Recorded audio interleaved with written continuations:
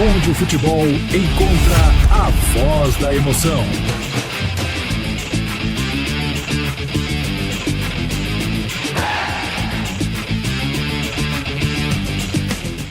Sejam bem-vindos ao Último Lance Podcast. Eu sou Pedro Rezende. Começando essa história hoje com uma figura do futebol brasileiro.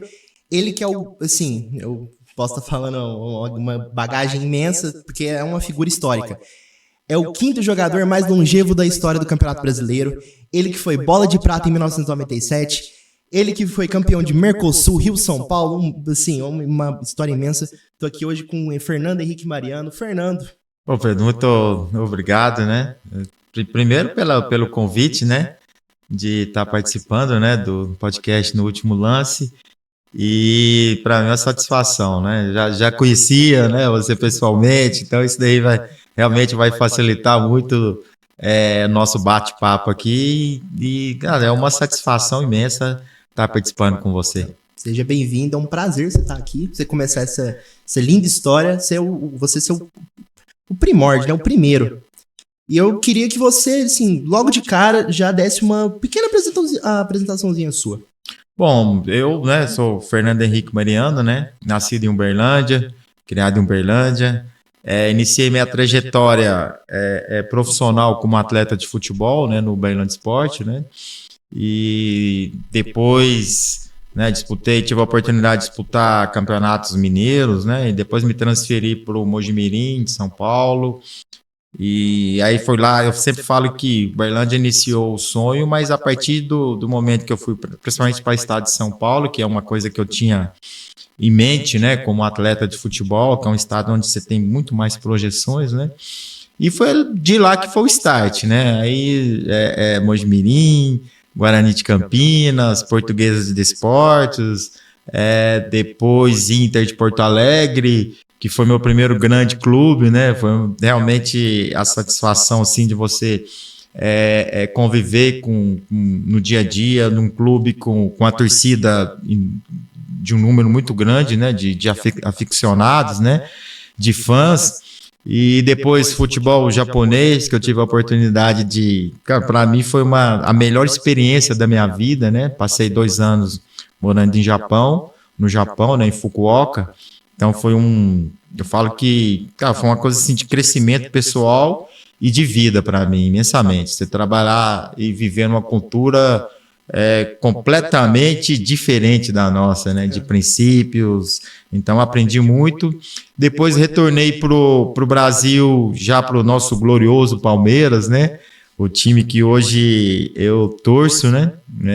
Tem muito Fiquei 2 anos e meio no Palmeiras, me apaixonei, né, por aquele ambiente, por aquele clube, e depois eu fui para o Juventude, né, de Caxias do Sul, disputei um brasileiro, depois retornei para o Eixo São Paulo, o Eixo Rio-São Paulo, para o Botafogo do Rio de Janeiro, né, tivemos uma oportunidade boa lá, que eu cheguei no Botafogo, o Botafogo estava na Série B, né, e com muito trabalho e disposição, nós conseguimos retornar com o time para a Série A. Depois fiquei mais um ano também, disputando já a Série A. Depois saí do Botafogo, fui para o Santo André, né, depois disputei a Libertadores, né, pelo Santo André. Um ano depois de ter sido campeão da Copa do Brasil, a decisão contra o Flamengo, né, eu tive a oportunidade de fazer história no Santo André, participando da Taça Libertadores, e depois fui para o Marília, né? Passei 3 temporadas no Marília, disputando Paulistas, Série B também, de brasileiro. Depois retornei ao Santo André, onde, final de 2009, encerrei a minha trajetória, a minha carreira como atleta profissional, aos 41 anos e 8 meses, quase 42, e para mim é um orgulho e uma satisfação, né? Eu falo que, mano, um garoto, né, cheio de sonhos, que saiu de Uberlândia, né, e eu olho para trás e eu vejo a minha trajetória como ex-atleta com muita alegria, né? E eu sou muito grato, principalmente ao meu pai, né? Porque Meu pai foi que me deu esse suporte. O suporte que eu falo é aquele psicológico, né? Muito importante. Exatamente, para me seguir. Meu pai era um apaixonado, né, Pedro? Meu pai era um apaixonado pelo futebol. Estava falando com seu pai aqui nos bastidores, né? O seu avô, aliás, desculpa. Ele era um apaixonado pelo futebol, jogou futebol amador, né, em Uberlândia, e foi a minha influência para que eu tivesse sequência de amor pelo esporte, principalmente pelo futebol. Então, assim, acredito que toda história bonita, né, igual a da sua carreira, tem um início, meio e fim. E pra gente tanto começar o podcast, começar esse episódio, conta o início da sua carreira. Como foi? Qual que foi, assim, você contou, né, mas assim, sua principal motivação, o que te fez acreditar que isso ia ser a sua vida? Por que isso ia ser a sua pessoa, né, você? Olha, Pedro, o início, né, já falei um pouco antes, né, foi a inspiração, né, do meu pai, né, nos jogos de futebol amador, mas eu era muito criança ainda, né, eu acho que eu tinha 10 anos, 10 e 11 anos. Acabou que nós íamos e a gente gostava muito mais de ir nos jogos para brincar lá no estádio, né, do que propriamente para assistir os jogos. Normal de criança. Exatamente, nós era criança ainda. Mas acabou que eu fui crescendo, né, e aqueles participando de campeonatos, né, dentro da idade, né, você vai passando os anos, 12 anos, 13 anos, disputando campeonatos, aí acaba que você vai se apaixonando mais, né?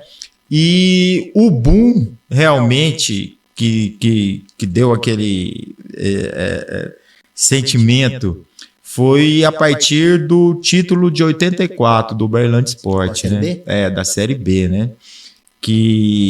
O Uberlândia foi uma loucura com o título de 84. Foi muita festa? Né? Foi muita festa.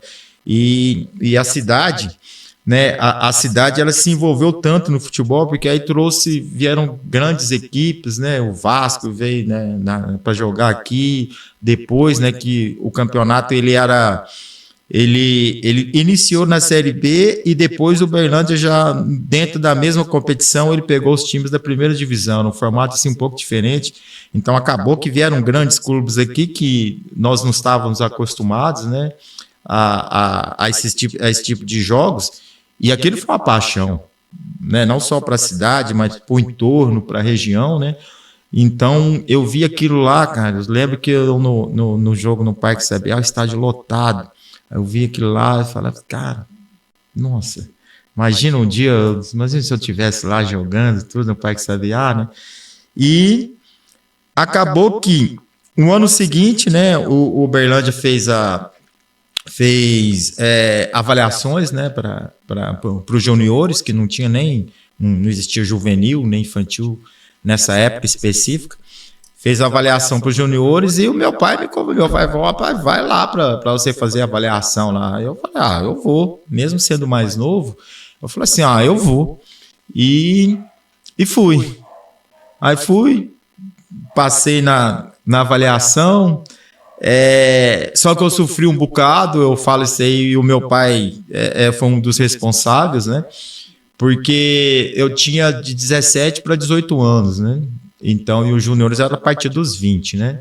Então, acabava que eu não tinha nem o perfil físico ainda adequado, né? Que eu era muito magro, franzino, né? Pesa muito isso, né? Exatamente, pesa, né? Então, acabava que fisicamente eu era muito mais fraco do que os garotos com 20 anos, né? Então, acabou que eu fiquei só treinando lá, né? Praticamente treinava, corria, muito mais corria do que participava das atividades com bola. Aí um dia eu falei assim, não, eu não vou ficar aqui não. Pô, eu só fico correndo em volta do campo, subindo aqui bancada. Tava encostado, né? A parte que a gente gostava ali mesmo, que é a parte de treino com bola, nem participava. E aí eu deixei de ir aos treinos, eu não fui não. Só que o meu pai não sabia. Aí me dediquei, eu já estava estudando, né? E falei, vou estudar, não vou mexer quero não. Aí o meu pai encontrou com o treinador da categoria do Júnior, que era o Valdir Silva. Meu pai encontrou com ele na rua, aí meu pai perguntou, falou, Valdir Silva, como é que tá meu filho lá? Como é que tá o Fernando? Aí o Valdir Silva, mas seu filho faz tempo que ele não vai treinar. E eu lembro que meu pai chegou à noite e meu pai falou pra mim, não esquece as palavras, por que você não está indo treinar? Aí eu falei, não, pai, eu não tô indo mais não. Mas por que você não tá indo? Eu falei, porque eu não treino com bola, eu só fico lá correndo, eu só fico participando da parte física. Aí, não tem graça aquilo e tal. Aí ele falou, não, você vai voltar, eu vou voltar lá, vou falar com o Valdir Silva e você vai voltar. Eu falei, não, eu não quero voltar, eu quero estudar. Aí ele falou, não, eu vou conversar com ele e você vai voltar. Eu falei, pai, mas eu não quero voltar. Não, eu vou conversar com você vai voltar sim. Aí conversou com ele e eu retornei e hoje eu sou muito grato ao meu pai, que se não fosse essa ação dele, eu não teria participado de momento da minha vida, assim, eu falo que eu sou muito grato ao futebol, sabe, Pedro? Assim, em todos os sentidos, não só no sentido financeiro, mas no sentido, assim, de aprendizado, de experiência de vida, né? Eu falo que através do esporte em si e do futebol em especial, cara, eu conheço todos os países da América do Sul através do esporte. Através do futebol. Né? Então, assim, é uma oportunidade que o esporte me deu, né? Que o futebol me deu. E até que eu falei para você também, né? Tive a oportunidade de morar 2 anos no Japão, né? E tudo através do esporte, tudo através do futebol. Então, assim, cara, eu olho para trás e vejo, assim, que tudo aquilo que... Cara, não que eu imaginei, que eu nunca imaginaria, né? Que eu poderia chegar nesse nível, né? É a maior parte da sua vida, né? Exatamente. De chegar assim, nesse nível de você viver de um esporte, né? De você ter essa oportunidade de conviver, né? Com estados diferentes, né? Morei no Rio Grande do Sul, morei no Rio de Janeiro, morei em São Paulo. Né, você conviver com culturas diferentes, né, tudo através do esporte e tal, e eu sou muito grato. Nossa, eu olho para trás e falo, tudo valeu a pena, em todos os sentidos. Se eu soubesse, nem queria estudar.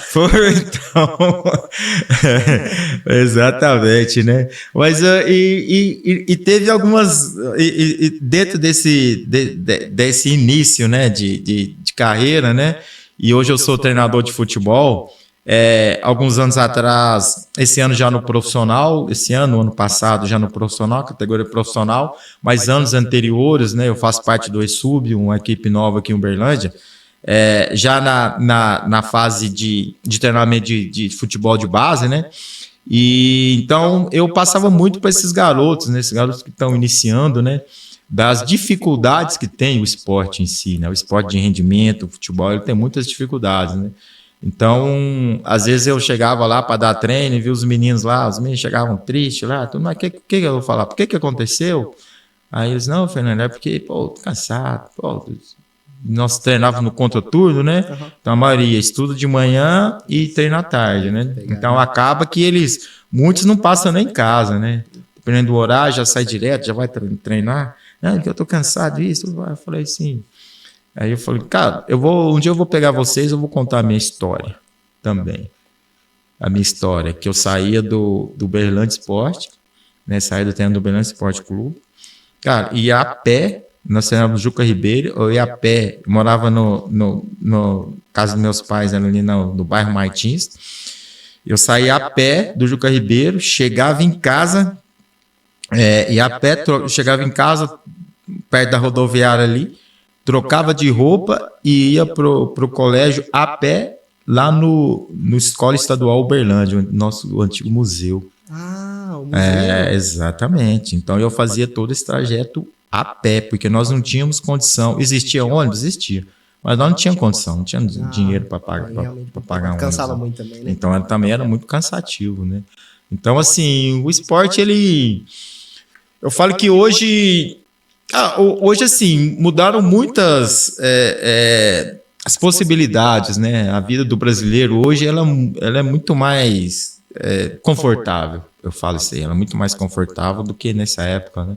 Na nossa época lá, imagina em casa, em casa eram 7. Nossa. Nós eram 7 filhos, 7 irmãos, né? Então, meu pai trabalhava muito, minha mãe trabalhava muito, né? Então, alguns luxos a gente não tinha, né? Mas eu hoje, meu pai já falecido, minha mãe ainda viva, graças a Deus. Mas foram as nossas inspirações, né? Por tudo que eles fizeram para nós, para os filhos, né? Isso é importante. Você falou que você é muito feliz contando sua história, né? Fala que conheceu muitos países, conheceu vários campeonatos, teve muitas experiências, mas você, antes da gente começar as perguntas, você falou do seu boom, quando você foi pro mundo do futebol mesmo, que foi quando você foi para São Paulo. Queria te perguntar como que é a sensação dessa mudança repentina, de ter esses novos olhares, ganhar essas novas experiências? Olha, Pedro, assim, eu né, desde que eu iniciei no Uberlândia, né, no Júnior, depois lá no profissional, o que chamava minha atenção era toda quarta noite, né? Quarta, final de semana, né? Era os jogos na Bandeirantes, a narração do saudoso Luciano do Valle, né? O Campeonato Paulista. Então, eu acabava que dia de quarta-feira assistia os jogos do Campeonato Paulista. Eu falei, cara, meu sonho é jogar no estádio de São Paulo. Nossa, meu sonho, um dia eu vou conseguir realizar esse sonho, né? E quem me deu essa oportunidade, lógico, né, foi o Uberlândia, né? E através até de um campeonato que ele era importante na época, né? Tinha, nessa época, anos 87, mais ou menos 86, 85, 86, existia o Campeonato Brasileiro de Seleções, ô Pedro. Como que funcionava? Eram as seleções dos estados, né? Então, e normalmente eles pegavam 2 do Cruzeiro, 2 do Atlético, né? 2 do América, 3 do América, e depois, né, em relação às equipes de todo o estado, né? E acabava que a CBF, já era a CBF. E a CBF organizava esse campeonato, né, de seleções, né? E eu tive a oportunidade de ser convocado para a seleção mineira e nós enfrentamos a seleção paulista em Jundiaí. E eu fui muito bem na partida, fui muito bem no jogo, e o presidente do Mogi Mirim, estava assistindo a partida e acabou que no ano seguinte ele me levou lá, né, exatamente, para disputar o Paulistão. E cheguei muito feliz, né, de também já estar realizando um sonho, né? Mas eu tive também dificuldades, né, que logo na minha chegada, né, no jogo de estreia até, no meu jogo de estreia, um amistoso, eu tive uma lesão. Eu tive uma lesão de menisco. Nossa. No jogo de estreia, tinha uma lesão de menisco e acabou que eu tive que fazer cirurgia. Quanto tempo fora? Eu fiquei uns 5 meses fora. Nossa. E a lesão de menisco não era essa atual, né? Que hoje era a laser, né? Então hoje são 30 dias, né? Eu participei daquela ainda que o meu joelho tá aqui, tem uma abertura aqui, tem uma cicatriz aqui, né? Tem uma marca aqui. Mas são coisas assim que no futebol também acontecem, né? E eu fui muito determinado na época, né? E o que ajudou muito também foi a minha família, né? Que me apoiou muito nesse sentido, né? É igual você disse, né? Foi um boom, foi um sonho que de repente eu meio que ficou na dúvida, né? Para mim, né? Por causa da lesão. Mas as coisas deram certo e a partir do estado de São Paulo foi aí que o leque se abriu, né? Porque aí você disputa o Paulista, né? E dentro do Paulistão você tem muito mais visibilidade, principalmente no Brasil inteiro, e depois chamou atenção como o Inter chamou, o Guarani, né, chamou atenção também. E eu falo que no Guarani de Campinas tem um campeonato brasileiro, 2 até, mas o primeiro foi inesquecível, porque eu joguei com craques, cara. Pô, Guarani eu joguei com Amoroso, joguei com Djalminha, joguei com Luizão, pessoal tudo início de carreira, então, pô, foi uma satisfação. Pouca experiência, né? Pois é, muita experiência e um ótimo aprendizado também com esses craques. E nós fizemos um ótimo brasileiro em 94, Guarani. Nós saímos na semifinal pelo Palmeiras, né? Palmeiras de 94. Mas o Palmeiras de 94, que terminou campeão da competição, mas era um elenco recheado de estrelas, né? Edmundo, Evair, César Sampaio, Roberto Carlos. Mas deu jogo na semifinal, deu pra... Deu. Não, foram bons jogos, principalmente o primeiro. O primeiro jogo foi no Pacaembu, o Palmeiras não jogou no Parque Antártica, jogou no Pacaembu. E nós saímos 1-0 no jogo, né? Nós abrimos o placar 1-0, o Palmeiras empatou. O Palmeiras fez o segundo gol, virou o jogo meio que aos 44, 43 do segundo tempo.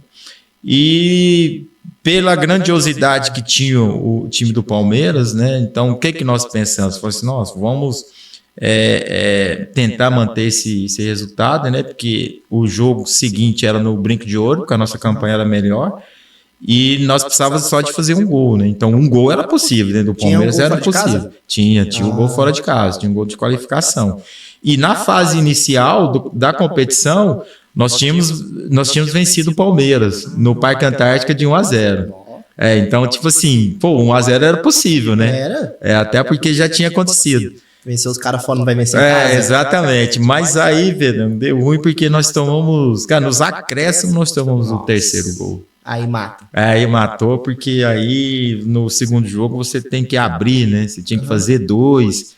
E aí, se você abrir diante daquele Palmeiras 94, era terrível. É uma estratégia, assim, como é que eu posso dizer? Geracional, né? Até hoje a gente vê vários clubes, assim, de menor expressão, quando vão disputar contra clubes maiores, né? De hoje em dia, no Campeonato Paulista, na Copa do Brasil, tem essa maneira de jogar mais recuadinho, esperar jogar por uma bola, né? Exatamente, né? E era como estratégia, né? Mas aí o segundo jogo acabou que nós tivemos que abrir, né? E o Palmeiras acabou que em Campinas nós perdemos de 2-0. Mas foi uma experiência muito boa, porque foi o meu primeiro Brasileirão, né? Disputado pela Série A. E dava muita gente? Dava, Pedro. Cara, o Guarani foi uma coisa assim que nós, cara, durante quase toda a competição, nós fomos liderando, né? Nós fomos líder da competição, né? Então, acabou que o campeonato iniciou, né? Sabe que esse time vai, tudo. Mas aí as coisas foram acontecendo, e aí, cara, eu lembro do Brinco de Ouro, jogos lotados, né? Jogos lotados. Cidade bonita, grande daquele. Então, e o interessante era assim... Era principalmente ali do tobogã, né, que eles falam, né? No Pacaembu? Não, no Brinco de Ouro também tem. Também tem. Tem, eles falam tobogã lá, né? Que é a parte... a parte mais reta. A parte de cima, né? Sim, porque tem a parte de baixo e aí em cima tem a parte reta, né? De um lado da arquibancada. Então eles falam tobogã. Nossa, aquilo ali é torcida organizada. Fazia uma festa. E pra gente era de extrema satisfação fazer parte daquilo. E quantos campeonatos brasileiros você disputou pelo Guarani? Eu disputei 94 e 95. 95? Foram 2. 95, como é que foi a campanha? 95, a campanha não foi boa. Não? Não foi boa. Porque a maioria dos atletas de 94 saíram, né? Porque foram...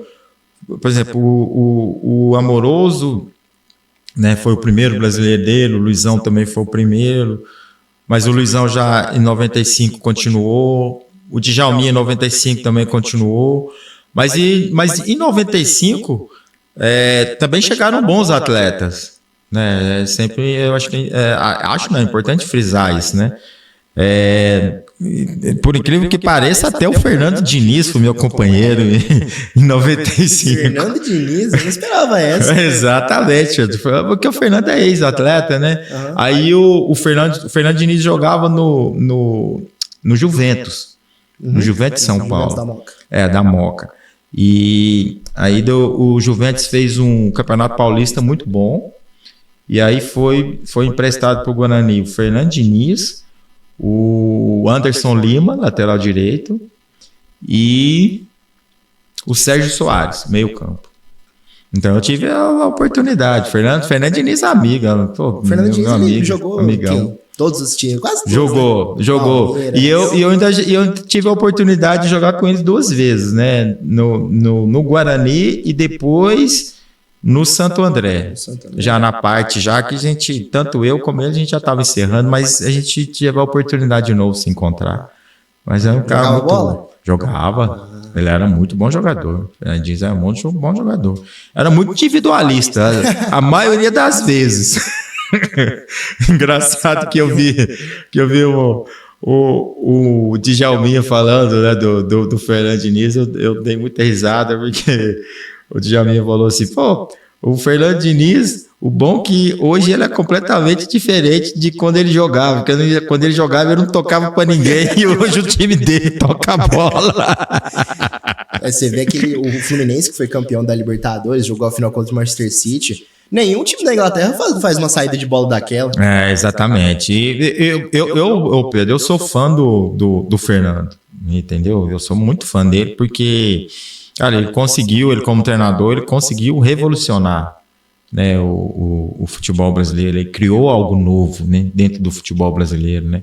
Porque no futebol brasileiro é claro que ele pegou a ideia, né, um pouco lá do Guardiola, né, da seleção espanhola, né, do tic-tac, né, aquela coisa total. É difícil, mas você aplicar, falou tudo. Você aplicar é muito difícil.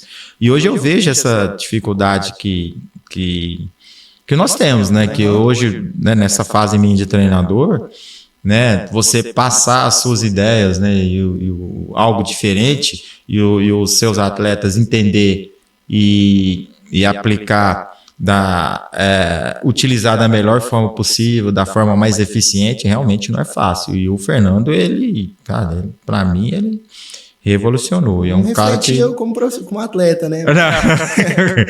A característica dele como atleta era completamente diferente. Eu vejo muito relato. Cara, o Fernando, ele era não, né? É como ele é hoje como treinador, cara. Eu fico vendo ele como treinador em casa, assim, eu fico rindo, né? Até muito, porque... Assim, primeiro ele sempre foi meio que fechado, assim, né? O Fernando era aquele cara que ele chegava no vestiário, ele tinha dia que ele te cumprimentava, mas tinha dia também que ele passava, nem te cumprimentava. Né? Mas coisas boas, histórias boas. E aí você falou que foi o último, 95 foi o último, com o Guarani. Com o Guarani. E aí você foi pro Internacional. Como é que foi claro, de novo, além da transição, como que chegou na sua mesa a proposta do Inter, como que você reagiu? E também, como que já jogar num Inter que, campeão gaúcho um tempo depois, campeão da Mercosul, como é que você se encaixou no time? Como que você entrou de cabeça nisso?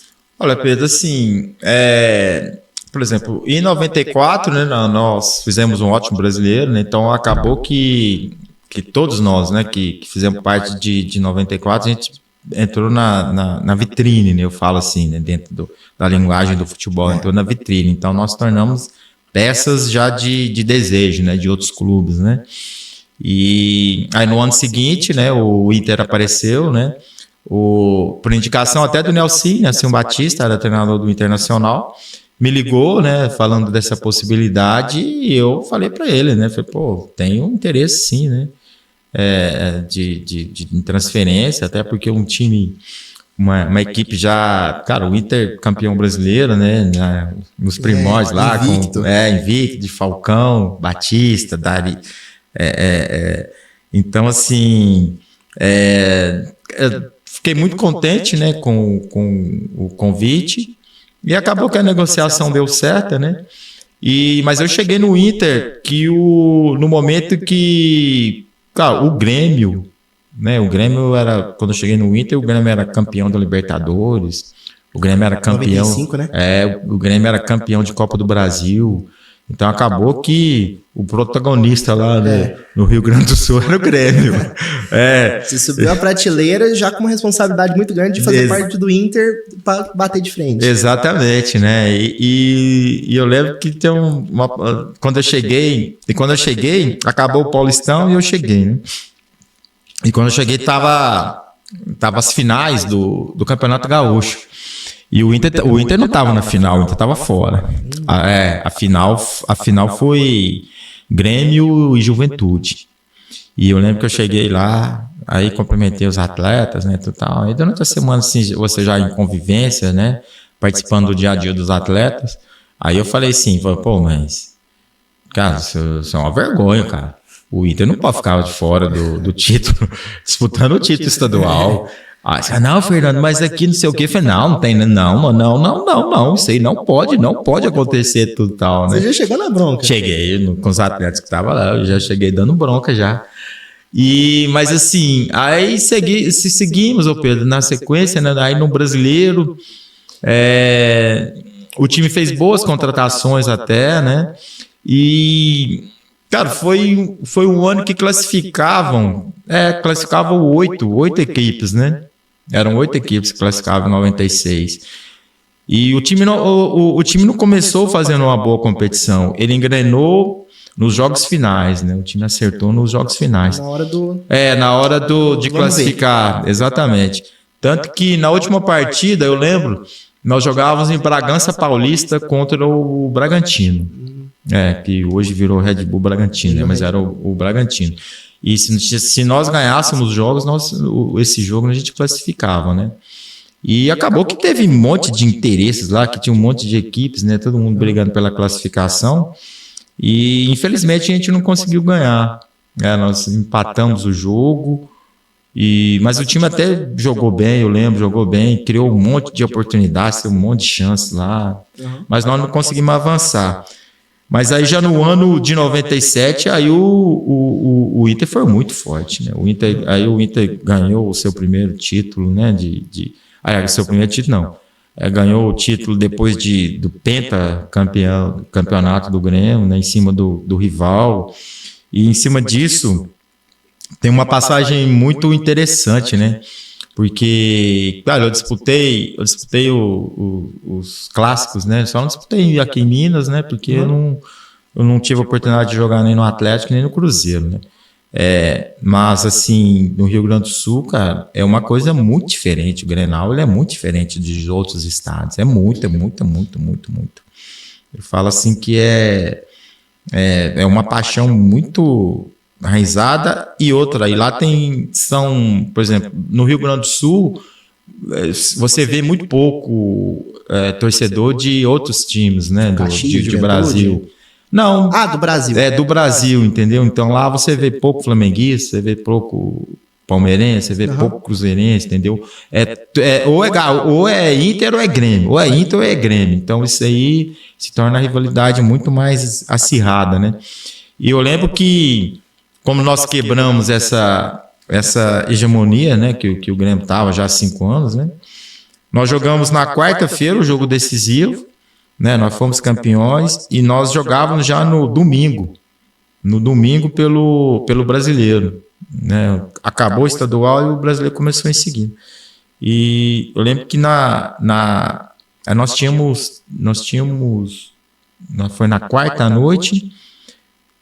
Aí teve uma comemoração. Aí na quinta-feira, lembro que na quinta-feira de manhã acordei e fui levar meu filho na escola, né, o Fernandinho. Cara, quando eu cheguei para pegar o meu carro no estacionamento morava num bloco, num prédio, então tinha uns 3 blocos, o estacionamento no subsolo. Cara, quando eu fui pegar o carro, cara, o para-brisa do carro, cara, cheio de bilhetes, cara. Nossa. Cara, cheio de bilhetes, cara. Aí eu olhei assim e falei, cara, interessante. Aí fui, levantei o para-brisa, né? O limpadores, né? Os limpadores e catei todos os bilhetes. Eu falei, não, depois eu vou dar uma lida. Aí depois lendo assim os bilhetes, aí, né, a torcida agradecendo, pô, Fernando, obrigado pelo título, foi de tantos anos, pô, tal. Cara, foi muito legal. Porque lá é muito pegado, né? Muito. O Grenal. Como é jogar um Grenal? Acho que você tem essa experiência. O Grenal, a primeira coisa, você tem que encarar o espírito do Grenal, né? Que o Grenal, ele é sempre... Ele tem muita pancada. É muita briga? Tem muita pancada. Primeiro que tem muita pancada. O Grenal, assim, normalmente, nos primeiros 30 minutos de jogo, ele é muito mais faltoso do que propriamente jogo. Tem que ir com o psicológico. Exatamente. Eu vou bater e vou apanhar. Então acaba que você vai já com o psicológico preparado para isso, né? Mas é um jogo muito diferente, cara, é uma coisa assim que eles falam muito lá, né? Que o Grenal, ele dita muito como vai ser o restante do ano, né? Porque se você perder, você não vai ter vida fácil com a sua própria torcida, né? Então, e se você ganhar, e a torcida, né, vai fazer, não só fazer a festa no estádio, mas também acolher o time de uma forma diferente, né? Vai apoiar, muito mais apoiar, né? Então tem esse detalhe. Então é por isso que os jogos grenais, eles são muito disputados, né? Por causa disso, porque a torcida, ela demora muito a absorver uma derrota para o seu principal rival, né? Então, eu falo que, de repente, é a particularidade diferente no Grenal. Brigar, às vezes se vira herói ou vilão, né? Exatamente. Eu tenho até uma experiência, eu fui expulso no Grenal, cara. Nossa Senhora. Fui expulso no Grenal lá. Mas como que foi a expulsão? Foi um lance muito mais assim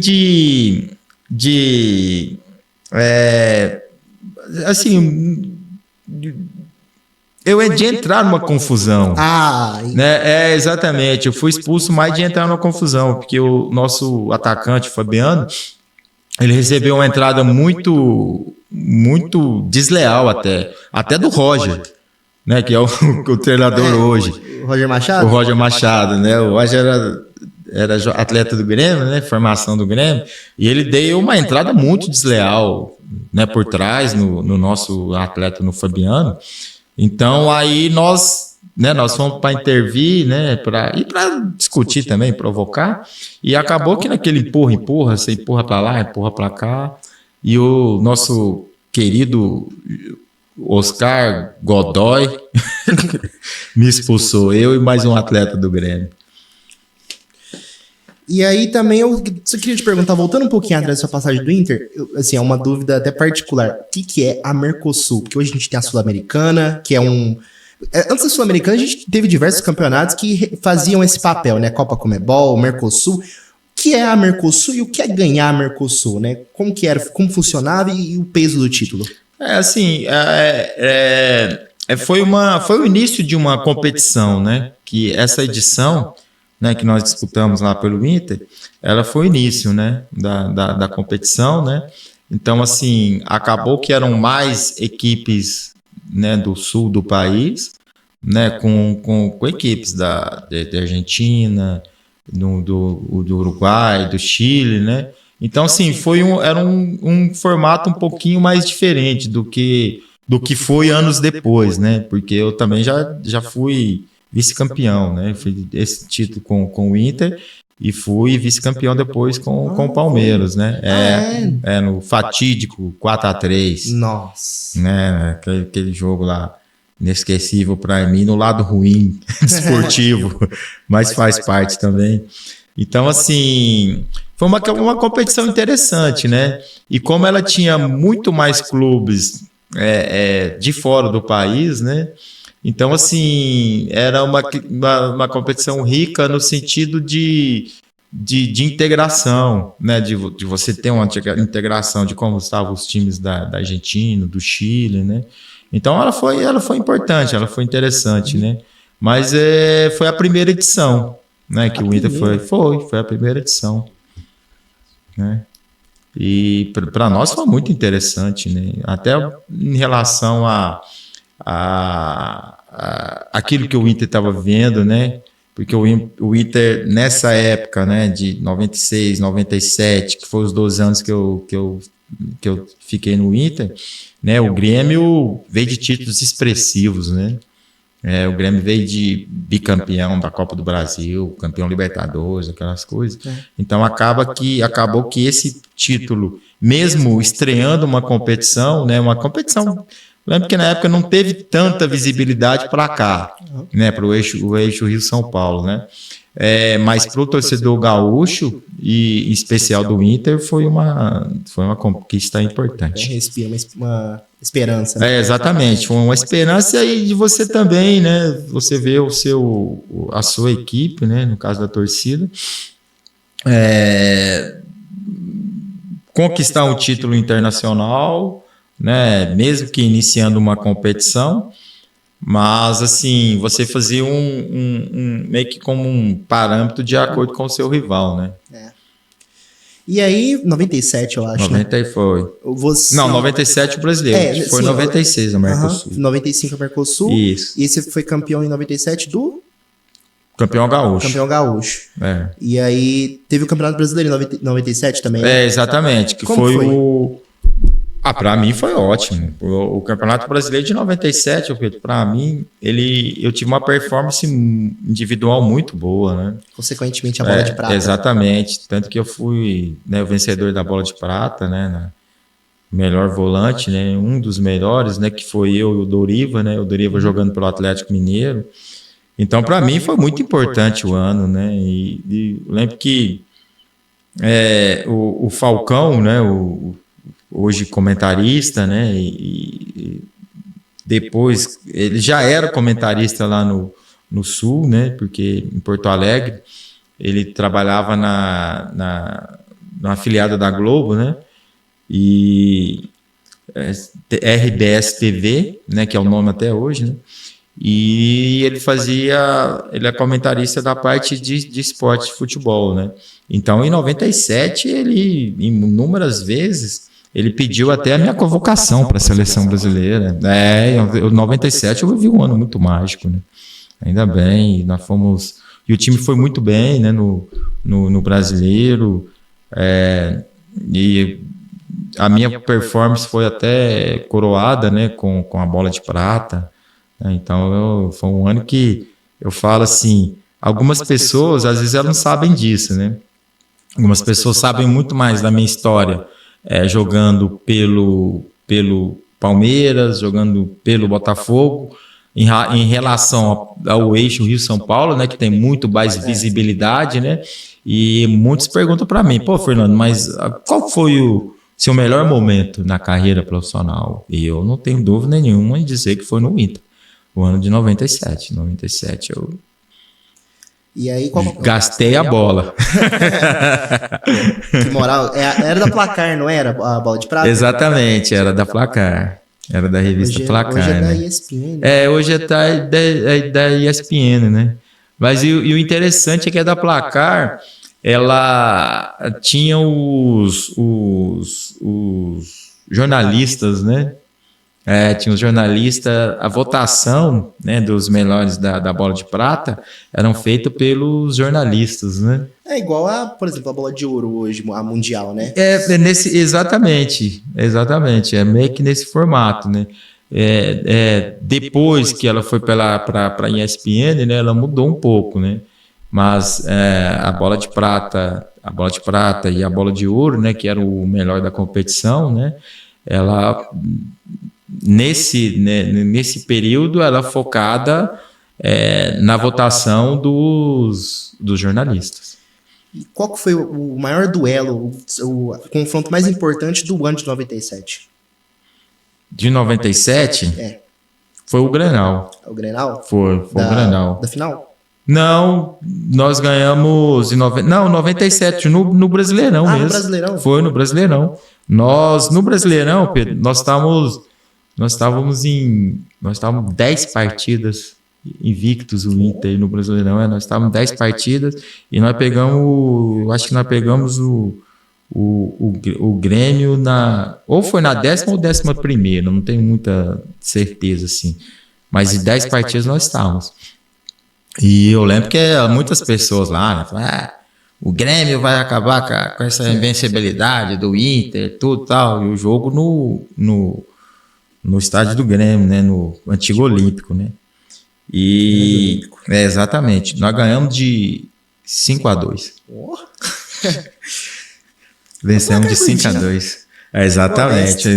Ganhamos de 5-2 esse jogo. Então foi um jogo diferente porque... Mas nós tivemos muitas boas partidas, né, no campeonato. Mas foi um jogo diferente porque nós vencemos o nosso rival numa competição que o Inter estava muito bem classificado, né? Então, tipo assim, nós aproveitamos o momento, entendeu?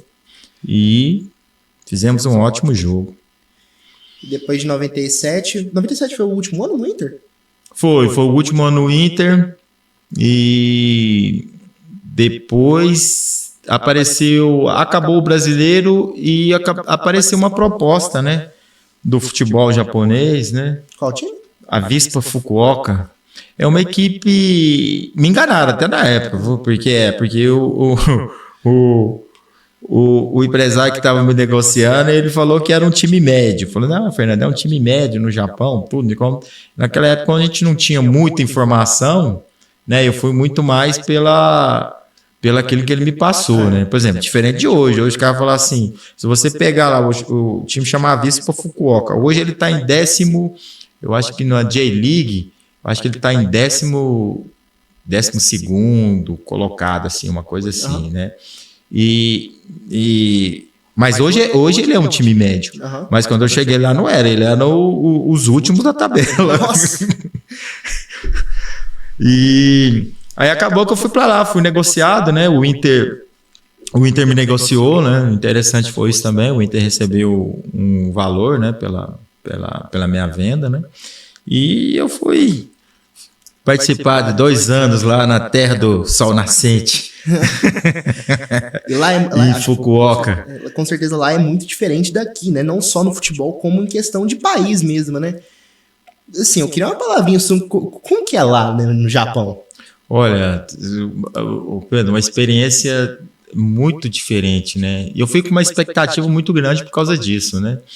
Assim, tinha toda aquela curiosidade, né? Nossa, como que vai ser, né? Você chegar lá, né?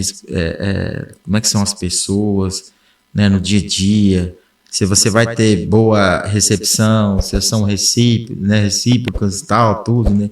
Então tinha muito essa preocupação. Mas assim, quando eu cheguei lá, eu fui muito bem recebido, né? Fui muito bem recebido. O interessante foi que, no primeiro jogo, eu fiz uma bobagem danada lá na primeira partida lá, que eu cheguei numa segunda à noite e tinha o jogo no sábado, o campeonato já estava em curso, né? E nós tínhamos jogo no sábado à tarde até. Aí eles me perguntaram, né, a direção lá, e o próprio treinador da equipe me perguntou como que eu estava me sentindo, né, se eu tinha condições de participar do jogo, né? Eu falei, mas realmente eu estava, porque eu estava treinando no Brasil, né? Estava no Inter, a gente estava treinando tudo, então, sim, fisicamente eu estava bem. Só que eu esqueci do famoso fuso horário. Eu esqueci do fuso horário. Então, eu cheguei lá e falei, não, eu tô bem e tenho condição de jogar no sábado. Eu demorei uns 4 dias, Pedro, para me adaptar ao fuso horário. Rapaz, eu lembro que nós ia treinar meio-dia, que seria meio-dia. Aí, até hoje eu faço confusão. Assim, o treino seria o treino como era à tarde, por exemplo, o treino à tarde, o treino começava às 14 horas, um exemplo aqui hoje. Só que lá era 2 horas da manhã. Entendeu? Então, assim, meu corpo ainda, ele não estava se adaptado. Então, eu chegava para o horário do treino, cara, eu começava a bocejar, cara. Nossa. Eu começava a bocejar e todo mundo começava a me olhar e começava a dar risada. Os japoneses davam risada, né? Tal. E eu não conseguia parar de bocejar. E eu colocava a mão na boca e ficava me incomodando aqui até. E o corpo dava uma moleza e um sono, sabe assim? E foram 4 dias desse jeito. Então, eu cheguei na segunda-feira. Né? Eu fiquei 4 dias praticamente que eu não dormi. Porque eu acordava... Eu ficava à noite lá, eu ficava acordado e eu queria dormir durante o dia eu queria dormir lá e à noite eu ficava acordado. Então 4 dias foi para mim se adaptar a isso, né? E aí eu fui pro jogo. Cara, eu acho que foi a pior partida que eu já fiz até hoje por uma equipe. Foi a pior, todo completamente fora de órbita. Muito fora de órbita. Eu lembro que eu fiquei até preocupado, eu falei assim, meu Deus do céu. O que aconteceu comigo? Eu pensava depois, né, na avaliação deles, né? Imagina, eles devem estar pensando, nós pagamos caro por um jogador desse. Todo mundo. E esse jogador não tem potencial nenhum. Mas acabou que na segunda partida depois, né, a gente jogou no sábado e depois nós jogamos no meio de semana, já na quinta-feira. E, cara, na quinta-feira meu desempenho foi muito bom. Inclusive até eu fiz o gol nesse jogo. Na segunda partida eu fiz o gol. Como é que foi o gol? Cara, foi uma jogada. Foi uma jogada que... Porque, assim, Pedro, lá eu jogava completamente diferente do que eu jogava aqui, né, no Brasil, né? Porque o treinador ele me colocava um pouquinho mais na frente. Então, eu jogava muito mais como segundo volante ou como meia do que praticamente volante de marcação. Né? Então, eu chegava muito na área, chegava muito próximo da área. Né? Então, teve um cruzamento e pela direita até, e eu entrei na área. Né? A bola foi mais ou menos na altura da marca do pênalti ali. Eu peguei de primeira e fiz o gol. Matei. Esse jogo pra mim foi inesquecível, né? Que foi o primeiro jogo em casa e também dar aquela resposta, né? Calma que aquele jeito lá que vocês viram lá não era praticamente eu, não. A gente estava ainda, né? Em função do fuso horário, né? E lá no Japão, assim... Sua adaptação por exemplo, idioma, essas coisas, você tinha um tradutor? Como é que você encarava isso? Eu tinha um intérprete, né? Tinha um intérprete, mas um intérprete, assim, no meu segundo ano lá no Japão, ele já ajudou mais, né? Porque no primeiro ano, o intérprete, ele era espanhol, ele não era brasileiro, né? Ele não era português, não era brasileiro. Então, eu entendia, porque já tinha um espanhol no nosso elenco, né? Então, para não ter que contratar um outro, né? Todo falar, entende, tudo tal. Faz a ponte. Faz a ponte, né? Mas a maioria das coisas que ele falava, eu não entendia. Eu não entendia. Tinha noção de algumas palavras, né? Mas assim, a maioria eu não entendia, não. E nem ele também me entendia. Então, mas aí depois, no ano seguinte, já veio um brasileiro, né? Aí ficou melhor. E aí melhorou, né? Em relação, assim, à alimentação, eu sofri muito no início, né? Eu sofri muito no início. Completamente diferente, né? As questões no dia a dia também, tem situações muito engraçadas, né, que aconteceu lá no início, assim, no Japão até. No meu contrato tinham eles tinham que dar um carro, né? Para mim me locomover, né? E aí nesses trâmites, antes de eu ir para lá, que já estava tudo certo, né? Eu estava aguardando o visto de trabalho, as coisas todas aqui no Brasil, né? Eles me passaram assim, pô, Fernando, você tira a carteira internacional, né, de habilitação, porque você chega lá, você pode utilizar ela, né? Aí eu falei assim, então tá. E aproveitei que eu, né, tava esperando esses trâmites, né?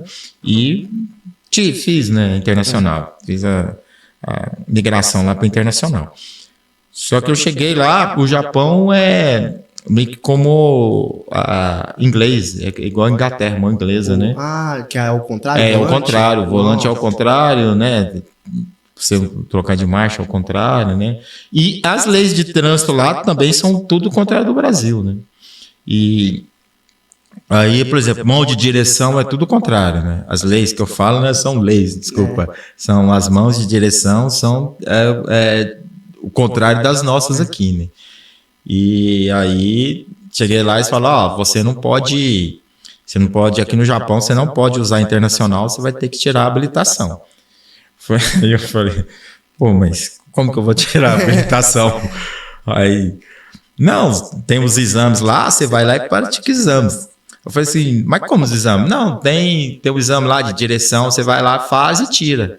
Eu falei, mas como que eu vou tirar a carteira? Então eu vou ter que dirigir aqui, porque aqui é o contrário, tudo tal, né? Então vou ter que dirigir aqui. Aí como eu já tinha um carro, aí eu ia treinar com o carro, né? Eu falei, eu tenho que me ambientar, né? Para me tirar a habilitação. Aí cheguei um dia lá, ele chegava e falava, Fernando, você não pode dirigir aqui. Aí eu falei assim, porque você não tem habilitação. Você não tem a permissão. Aí eu falei, eu sei que eu tenho que tirar, mas se eu não dirigir, eu não vou tirar.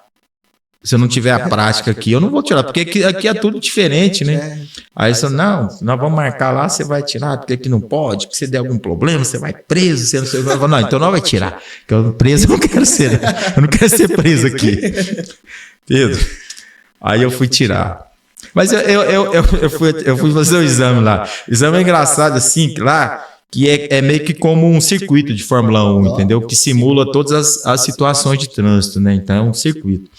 Aí eu fui. Mas eu fui muito mais para diversão. Eu não tinha capacidade nenhuma de tirar a habilitação. Era impossível. A minha cabeça ainda não estava voltada, né? Aí acabou que marcaram o exame, eu fui. Aí falei pro intérprete. Eu já era brasileiro. Falei pro intérprete, você vai comigo porque você tem que falar, né? Que eu não entendo ainda. Então, direita, MIG. Não esqueci. Direita, MIG. Eu falei assim. Aí você fala assim, direita, MIG. Aí você vai falar, ele vai falar MIG. Aí você vai falar direita e aberta. Porque aí eu sei que eu vou fazer a curva aberta na rua, né? Aí esquerda. Esquerda é Hidari. Aí você vai falar, esquerda, Hidari, fechada. Aí eu combinei com ele, né? Rapaz, aí nós foi entendendo o carro. Aí o escritório entrou, né? O japonês, sério, cara fechado. Olhou assim pra mim, nem me cumprimentou direito, né? Eu vamos lá, né? Mas eu de boa, eu sabia que a chance de eu ser reprovado era 100% quase. Aí eu vi que o instrutor conversou com o intérprete em japonês, né? Antes de iniciar. Aí eu vi eles falando lá, só que eu não entendia, né? Não entendia a língua, tudo bem, né? Aí chegou andando. Aí chegou na hora de fazer a curva, Pedro. Aí o instrutor falou, né? MIG! Aí eu esperando o tradutor falar, né? O intérprete, né? Aí o intérprete, direita! Aí eu esperando ele falar aberto ou fechado, e ele não falou nada. Aí eu fui e virei. Cara, quando eu virei, aí eu me confundi todo lá. Não sabia se eu fazia aberta, direita, fechada, curva fechada. Só sei que eu fiz na contramão lá.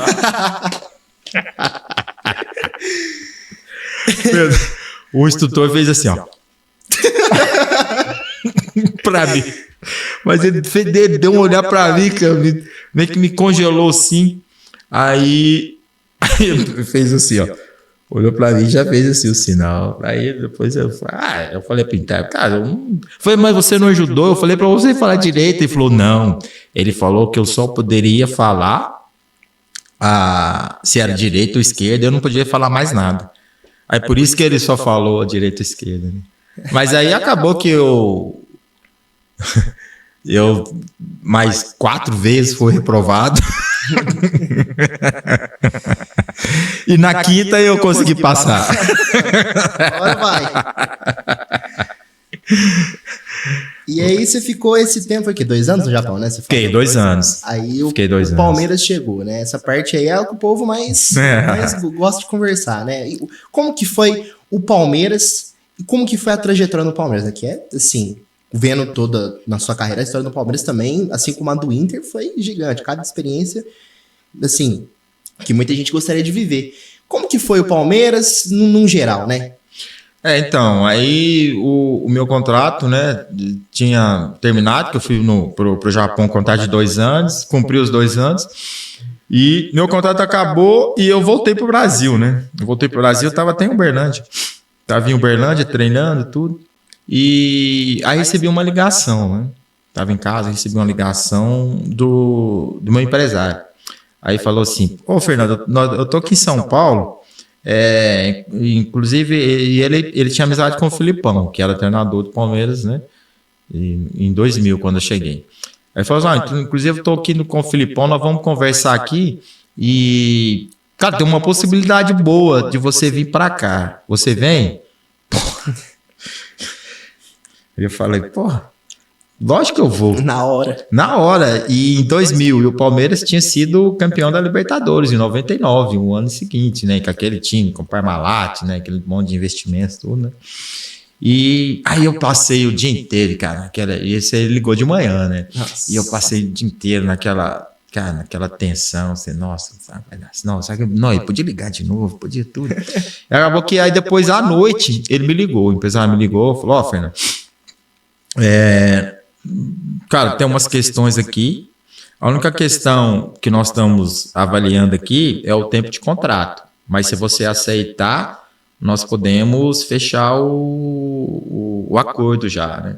Eu falei assim, mas qual que é o tempo de contrato que eles estão me oferecendo? Aí ele falou, eles estão falando aqui em 3 meses. Eu, pô, mas 3 meses?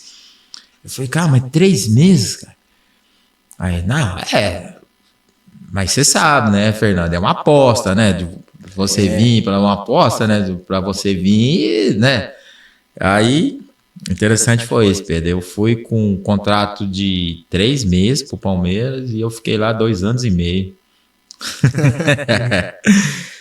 Então assim, e o Palmeiras depois na sequência, eu faço assim, aquele lugar que você é bem tratado, que as pessoas têm respeito por você, né?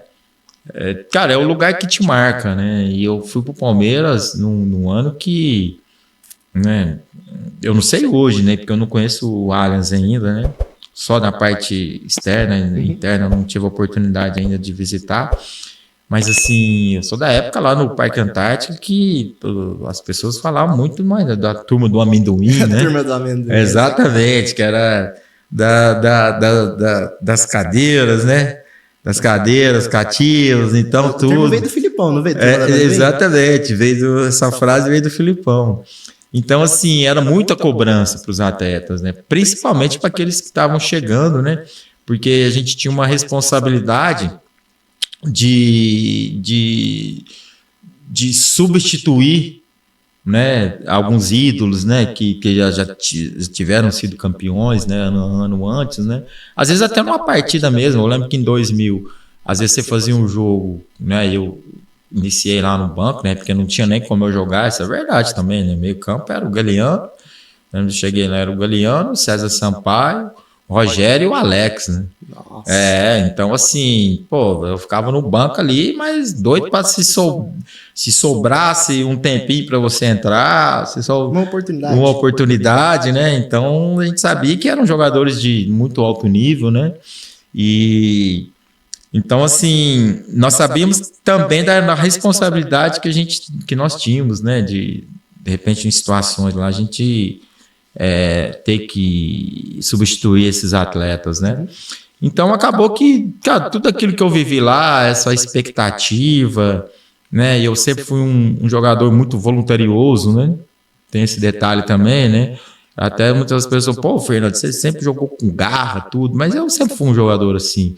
Então é aquele jogador que a torcida enxerga, que ele tem uma entrega muito grande, né, para a equipe, né? Esse atleta praticamente ele cai no gosto do torcedor, né? 12º jogador. Exatamente. Eu falo que é aquele atleta que ele representa o torcedor, né? Que o torcedor fala muito, pô, esse time tem que jogar com garra, tem não sei o quê. Aí se você tem um atleta que tem essa disposição, acaba que ele se sente, ele vê você nele, entendeu? Fala, pô... Cai nos braços. Exatamente. Ele fala, cara, rapaz, aquele cara representa nós, cara. Aquele cara não desiste e corre pra caramba pro time, entendeu? Ele se doa muito mais coletivo do que individual, entendeu? Então, assim, é uma situação diferente. Eu vivi muito isso aí lá, então, assim, a minha paixão hoje eu falo, hoje eu sou palmeirense, né, torço pro Palmeiras, e eu, cara, tudo que eu vivi lá,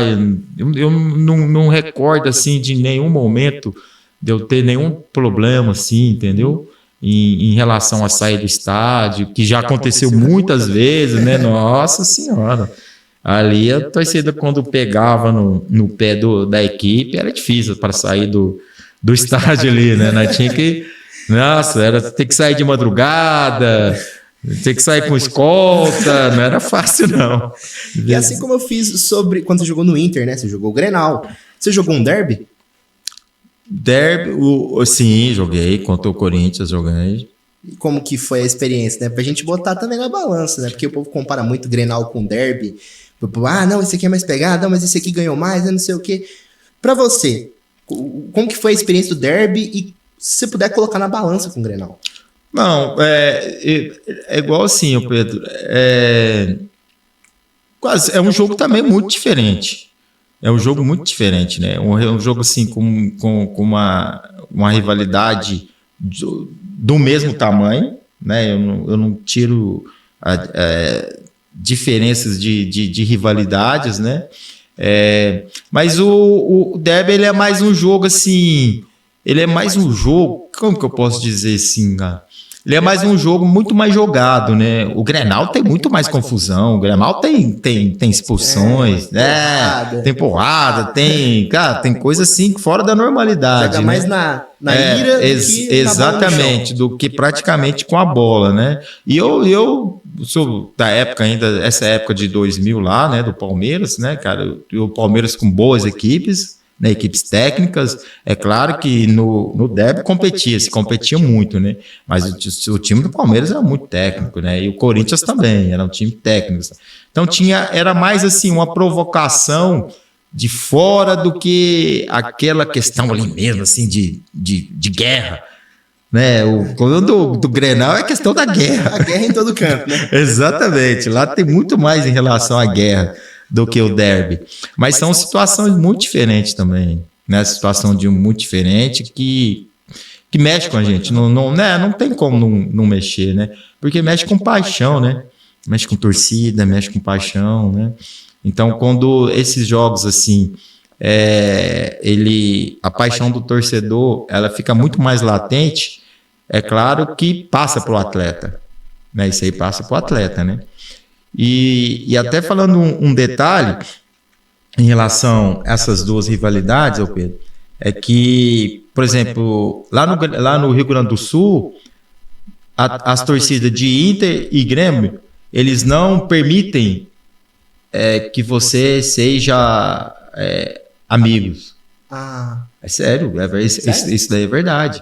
Por exemplo, se eu tenho um amigo que de repente eu já tinha amizade com ele e ele foi pro Grêmio, nós encontramos lá, cara, eles não admitem, por exemplo, se eu chegar no shopping, sentar na mesa e ficar com ele. Nossa, cortar total. Não, eles não admitem. Nossa. Por isso que eu falo, tem muita coisa assim que apimenta o Grenal, né, o clássico Grenal de outros estados, é por causa disso, né? Eles não têm. Tanto que eu lembro, eu encontrava jogadores do Grêmio, a única coisa assim, no shopping, às vezes, nós passeando, tudo, aí você só cumprimenta, e aí, tá bom? Só assim, acabou. Se os caras te ver conversando, depois no outro dia lá, eles vão lá e te chamam atenção. Nossa. Rapaz, nós tivemos você lá, cara, você sentado lá conversando lá com o jogador do Grêmio. Não, aqui não existe, aqui nós não permite isso. E realmente eles não permitem. E você tem que se adequar. Pegando essa pegada de clássico, o Palmeiras teve um clássico na semifinal de 2000, não teve? Palmeiras e Corinthians? Não sei se foi sempre, se foi quartas. Foi na... Não, foi semi. Semi? 2000 foi semi, né? Foi semi. Foi que o Marcão pegou o pênalti. Do Marcelinho. Do Marcelinho. Eu tava no banco. Ah, você não jogou? Não, eu não joguei, não. Eu falei pra você, Pedro, 2000 era difícil, filho. Não. 2000 era difícil. Eu participei de alguns jogos lá, mas quando, às vezes, ou o Galeano tava suspenso, ou o César Sampaio tava suspenso, né? Ou machucava, entendeu? Aí não era fácil, não, filho. O homem jogava demais. E todo mundo querendo aparecer. Ninguém. Baixa, pois ninguém querendo dar vacilo e sopa, não, para nego entrar e ficar de fora, né? Mas da campanha de 2000, quais jogos assim, principais você jogou? Eu joguei nas. Cara, não sei se foi. Eu acho que foi nas quartas que eu joguei de titular. Foi até esse jogo, esse jogo ele me chamou a atenção muito. Foi contra o Peñarol. Pegado. Foi Palmeiras e Peñarol. Eu acho que foi as quartas. E primeiro jogo em Uruguai, né? E o segundo jogo no Parque Antártica. Nós perdemos de 2-0 no primeiro jogo. Nós perdemos 2-0. E aí, meio de semana, o jogo foi na quarta-feira. No final de semana, teve um jogo pelo Campeonato Paulista. E o César Sampaio, ele jogou pelo Campeonato Paulista. E teve uma trombada e ele quebrou aqui, ó. Ele quebrou um osso aqui da face, aqui, ó. E acabou que não teve tempo hábil para ele jogar na quarta-feira. Também né? porque naquela época, por exemplo, a gente vê que quando o atleta sofre isso, tem uma máscara. Não tinha isso, não, né? Não tinha. É porque você tinha que preparar, né? Aí não dava nem tempo para isso, né? Você tinha que fazer uma máscara, aí você tinha que apresentar a máscara para a federação, para ver se ela não poderia causar nenhum incômodo para o adversário, né? Então, assim, acabou que ele não conseguiu jogar. E aí eu fui pro jogo lá. Fazer um jogo inesquecível. Nós precisamos tirar 2 gols, que nós perdemos de 2-0. Nós tiramos 2 gols no primeiro tempo. Cara. Nossa! Nós tiramos no primeiro tempo. Nós fizemos 2-0 no primeiro tempo. Mas aí o segundo tempo, aí o jogo ficou perigoso, né? Porque nós poderíamos fazer 3, como tinha o gol fora de casa, qualificava, então se nós fizesse 3, nós passávamos direto, só que se nós tomássemos um gol, acabou. Dificultava. Aí dificultava demais, porque a gente tinha que fazer mais 2, né? Tem que ser 4, né? Então acabou que o jogo terminou 2-0. Mas o segundo tempo foi mais estudado, foi aquele, mas o Palmeiras atacou muito também, né? E aí o agregado ficou 2-2. Aí foi pros pênaltis. Foi pros pênaltis e nós avançamos, nós passamos. Oxi. Na garra. Na garra. Me lembra muito, né, a situação de hoje do Palmeiras, né? Eu não sei quando vamos postar esse episódio, mas até o momento que a gente tá gravando, o Palmeiras precisa fazer 3 gols para empatar com a LDU. E me lembrou muito, por ser uma semifinal de Libertadores, me lembrou a sua situação, o seu momento em 2001, que você jogou contra o Boca. Você jogou? Não sei se você jogou, mas você teve a experiência da semifinal da Libertadores contra o Boca. Para encerrar essa passagem do Palmeiras, eu queria perguntar sobre isso. Olha, então, quando... Assim, ó, hoje, ele tem... Não que um peso, ele é um pouco maior por causa disso, né? Mas, assim, em relação à competição, quando você tinha essa questão do gol fora de casa... Né, então, eu falava que hoje na situação do Palmeiras é quase que impossível passar, né, porque você teria que fazer 3, você tem que fazer 3 e você não pode tomar nem gol, né, então assim, tem muita questão nisso, né, mas assim, é uma situação parecida até, mas 3 gols assim, eu acredito que ainda consiga fazer, né, é claro que dentro de uma lógica assim, né. Mas é um jogo que o time tem que ser perfeito. Para você tirar 3 gols de diferença e num momento, numa fase decisiva, né? Que decide vaga para a final, né? Então, assim, é onde o adversário tá muito mais atento, né? Tem Jogando pra segurar. com foco para segurar, muito mais para não tomar, porque ele sabe se ele não tomar gol, ele avança, entendeu? Então ele praticamente vai meio que um pouco abdicar de jogar o jogo, né? Então o Palmeiras vai ter muita dificuldade, mas não é impossível. Mas aí o Palmeiras já principalmente no Allianz, né? Já deu mostras, né? Que tudo pode acontecer lá, né? Isso daí que é o mais importante. E pra gente encerrar de vez, Fernando, eu queria fazer um negócio que é uma apresentação do último lance, que é um quadro que eu vou fazer com todos os jogadores, né? É um quadro chamado Ele Mais 10. Eu quero que você faça uma seleção de 11 jogadores, os melhores que você jogou. Só tem uma regra, você tem que estar entre eles. Cara, essa ideia aí foi ótima, viu, Pedro? Cara, muito interessante. Gostei dessa ideia aí. Nossa, rapaz de Deus. Começa no gol. Vamos começar pelo gol, né? Todo time começa com um bom goleiro. Sim, tem que fechar, né? Cara, o melhor goleiro que eu joguei. O Marcão. Marcos. Marcão do Palmeiras aí. Aí, o Marcão é... pegado, né? Era diferente, assim. E o Marcão, pelo tudo que ele representava, sabe? Assim, é um cara que tinha a cara do Palmeiras, um cara assim... É um cara muito divertido no dia a dia resenha, também. Né? Cara, muito divertido, muito engraçado. Então, assim, é um cara que agrega muito o grupo, né? E sem falar que embaixo do gol mesmo, né? Lareiro São Marcos, né? Exatamente. Marcou um monstro, né? Vamos lá, lateral direito. O Arce. Jogava demais? Lateral Chique direito. Arce. Virou treinador também, né? Exatamente. Comandou a Olímpia. E comandou até a seleção, né? Paraguaia, né? Eu não acho que ele não chegou a ir para a Copa como treinador, não. Mas nas eliminatórias ele foi treinador da seleção. Então vamos lá, Arce. Os dois zagueiros, né? Um deles, o Gamarra. Nossa. Ele jogou, hein? Foi meu companheiro no Internacional de Porto Alegre. E o primeiro treino que eu fiz com o Gamarra no Inter, eu já fiquei apaixonado por ele. Falei, cara, que cara, como pode esse cara jogar desse jeito, cara? Mas não fazia uma falta técnico ao extremo. Bolas aéreas. Por incrível que pareça, o Gamarra, eu tenho 1,70 m. O Gamarra deve ter 1,75 m, 6 no máximo. Então ele é muito mais alto do que eu. Ele só tinha a cabeça dele é desse tamanho aqui, enorme. A cabeça dele é enorme. Mas ele não perdia uma bola de cabeça, cara. Uma bola de cabeça, não perdia. Era assim, eu ia fazer essa pergunta depois você fala sobre o zagueiro, mas seria o seu capitão nessa seleção, né?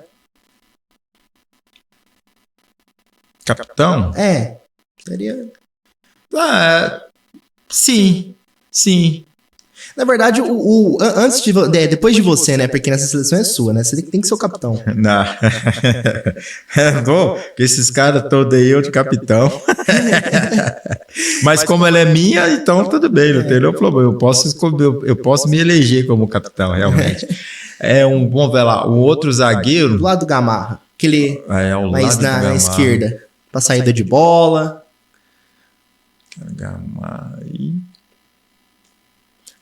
Eu joguei com um atleta no Guarani de Campinas, chamado Jorge Luiz, um zagueiro. Também não tinha muita altura, porque antigamente os zagueiros não eram muito altos, né? O futebol exige muito mais hoje, né? Hoje exige, principalmente da zaga, né? Mas naquela época não exigia tanto assim, né? O Jorge Luiz era muito bom tecnicamente, muito bom técnico. O Jorge Luiz era esses zagueiros de hoje da modernidade, do passe, quebrando linhas, entendeu? Daquele passe diagonal. O Jorge Luiz fazia isso aí em 94. Nossa. Então, assim, 94. O início de uma era, né? Exatamente, início de uma era. Pro lado esquerdo.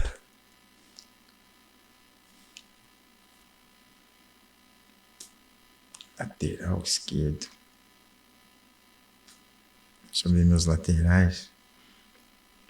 O Júnior. Não. Eu já até imaginava essa resposta, viu? O Júnior, nosso pentacampeão. O Júnior, nosso pentacampeão. Que escolha de lateral, muito bom hein? atleta, muito bom atleta. Muito bom. Parte ofensiva, então, cara, coisa espetacular. Apesar que fica 2, né? Agora eu lembrei de um aqui também, no Palmeiras ali, também que, cara, fez uma diferença demais, que foi o Felipe, né? O Felipe lateral esquerdo, né? Felipe Maestro, né? Felipe que, cara, conseguia o único que, depois Garrincha, que conseguia fazer a mesma jogada que o Garrincha fazia. Mas o Felipe também é muito bom jogador. Mas o Júnior... Você coloca o Júnior? Não, eu ponho o Júnior, coloco o Júnior. Isso. Aí volante... Você imagina... Mas sim, você. De capitão, como você me deixou essa liberdade, eu como capitão. E um cara do seu lado, né? Quem que vai ser o segundo homem dessa linha defensiva do meio campo? César Sampaio. Repertório é muito grande nessa área, né? O César... Cara, o César, assim, aprendi muito com ele, né, nessa época de Palmeiras, em termos, até também, cara, em todos os sentidos, sabe, assim, o cara como pessoa espetacular, como ser humano, um cara agregador, um cara que era o nosso capitão lá no Palmeiras, né, e acima de tudo, a parte técnica, né, um atleta muito técnico, né, e o Sampaio era muito mais, eu falo que vai nesse posicionamento aí, eu mais preso e o Sampaio com mais liberdade para sair lá. O 8, né? O segundo volante. Exatamente. Eu como 8, o Sampaio como 8, como segundo volante.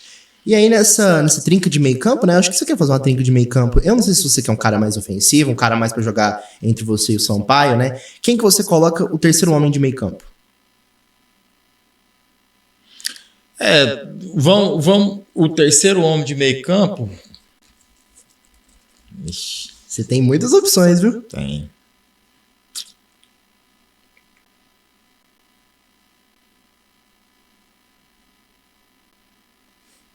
Mas eu quero pensar no total. Para mim, não fazer uma mudança, né? Colocar 2 meias na frente. Eu vou colocar 2 meias porque tem um meia que não tem como eu deixar ele fora, não. Até sei quem que você vai falar. Não, é um que é... Cara, ele assim, jogou comigo em outro clube, assim, mas ele, assim, como meia, ele era espetacular. Não teve todo aquele glamour, assim, e tal, né, de outra equipe, de protagonista, mas ele era muito bom jogador. Aí um dos meias... O Djalminha foi o... o Djalminha foi o Djalminha era fora de base, fora da realidade. Ele era espetacular. Não, o Djalminha foi as coisas assim que ele fazia com a bola e as ações dele também que era o meia, né? Aquele meia na minha época era o meia, ele era que tinha liberdade. E ele tinha a responsabilidade de dar o passe para o atacante. Então, esse é a ideia dos meus meios, meu meio assim, de formação, eram esses atletas, né? E o Djalminha fazia muito. O Djalminha, eu lembro que o Djalminha no Guarani, quando eu joguei com ele, em todos os jogos, ele, no mínimo, ele dava 2 passes para o atacante. Finalizar e falar assim, 2 oportunidades. 2 oportunidades. Faz o gol aí você, filho. Sabe assim, é um cara com uma visão de jogo tremenda, muito tremenda. Então, você arrumou meio campo? Então, eu não sei se eu ponho outro meia, mas se eu ponho 3, né? Vamos ver. Não, vamos pelos moldes do futebol de hoje. Os 2 né? Atacantes, né? Nós colocamos 3, a trinca no meio de campo, 4-3-3. E nós põe 3 na frente. Nós põe uma trinca na frente. Então, o Djalminha de meio. Aí, na trinca de frente, aí ele vai ter que estar o Amoroso. Não, artilheiro nata. Nossa. Bota ele mais na esquerda, na direita? Não, mas não, o Amoroso mais na direita. Põe ele mais na direita. Mas não assim, não como ponta, né? Um cara mais exatamente. O Anguloso é artilheiro. O cara é artilheiro. Artilheiro. Vamos ver. Agora. Vamos da esquerda, né? Da esquerda ali. Da esquerda, cara, o atacante ali nos moldes hoje pra esquerda. Se você quiser dar uma improvisada também. Caramba. Nossa, eu tenho que remeter aqui os times todos que eu joguei assim.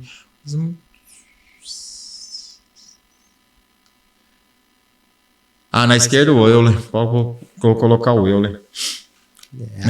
Fazia muita diferença também, assim. É um cara de velocidade, é um cara assim. Eu sempre falo atletas assim, dentro dessa seleção, às vezes, aqueles caras que me chamavam a atenção também quando jogava, entendeu? Você vê os caras, você vê o cara, você fala assim, rapaz, esse cara assim, ele, dentro da função que ele executa, ele faz muito bem, né? E o Euler fazia muito pelo lado esquerdo ali. Ele fazia muito ali. E o homem de referência na área, o camisa 9, o matador? Meu camisa 9 é o menino que eu joguei com ele lá no Inter, cara. E ele... Cara, a história dele foi muito... Na época lá foi muito bonita, cara. Assim, porque ele... Cara, eu lembro que no ano de 96, 97, o Inter foi recheado de contratações, entendeu? E, cara, nenhuma deu certo, entendeu? Eu lembro que veio o Robson lá, que era o Rob Gol, apelido Rob Gol, artilheiro de tal lugar. Aí, foi o Washington, hoje depois virou Coração Valente. Foi artilheiro também lá no Caxias, tudo. O Inter não deu certo, sabe assim? E aí vem um menino lá, cara, que tá da base lá, e o Christian. O Christian atacante, cara. Bicho jogava, cara. Esse negócio aí de fazer gols era com ele. O homem de referência. Ele era o homem de referência, ele era o matador ali dentro da área ali. Finalizava bem com a perna direita, a perna esquerda, usava bem as duas pernas. E de cabeça ele era fenomenal. De cabeça ele era fenomenal. Então um atacante completo. Completo, exatamente. Por isso que o Christian não pode ficar. E para comandar esses 11, para encerrar, quem que foi o melhor técnico? O técnico você colocaria nisso?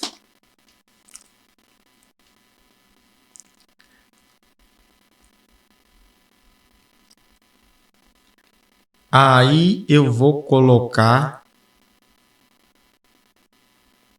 Teve muitos bons treinadores, já tive muitos bons treinadores, uns mais gestores, mas aí eu vou dentro lá da minha iniciação, quando eu iniciei no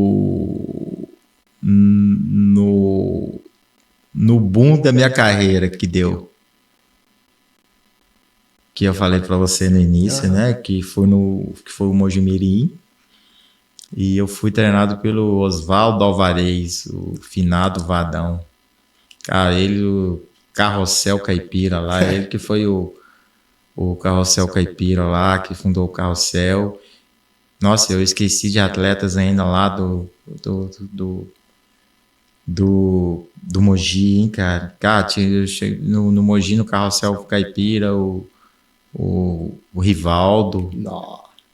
Rivaldo, o Leto, depois o Valber também teve bons times, cara. Então esse é o seu comandante. Pois é, o Oswaldo Alvarez para mim é o comandante, cara. Por tudo que um cara assim que ele era estudioso do futebol numa época assim que ele era, sabe quando você vê no dia a dia, você vê aquele cara assim que gostava de aprender, aquele cara com fome de conhecimento, né? Até porque ele era preparador físico, né? Então ele se tornou treinador depois, né? Que evolução. Evolução. Então, assim, e o Vadão, o Vadão foi treinador da seleção brasileira de femininas depois, né? Muitos anos, né?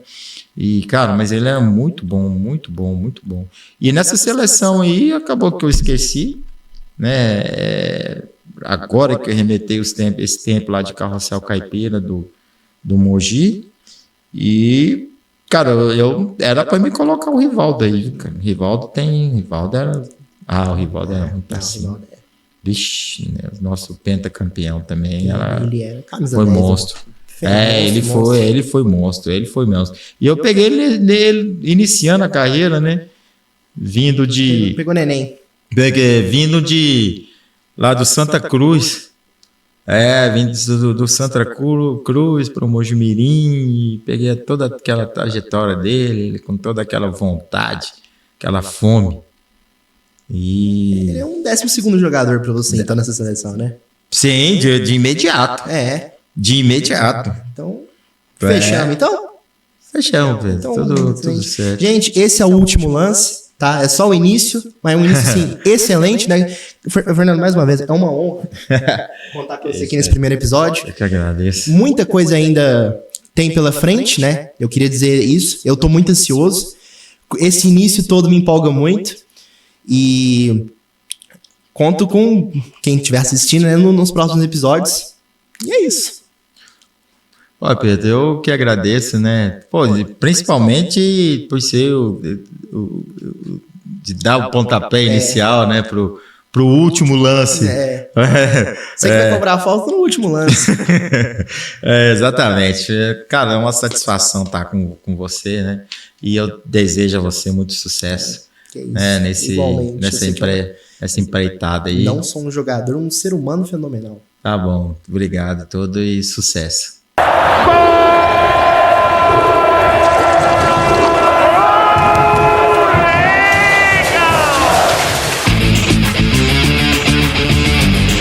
Último lance, onde o futebol encontra a voz da emoção.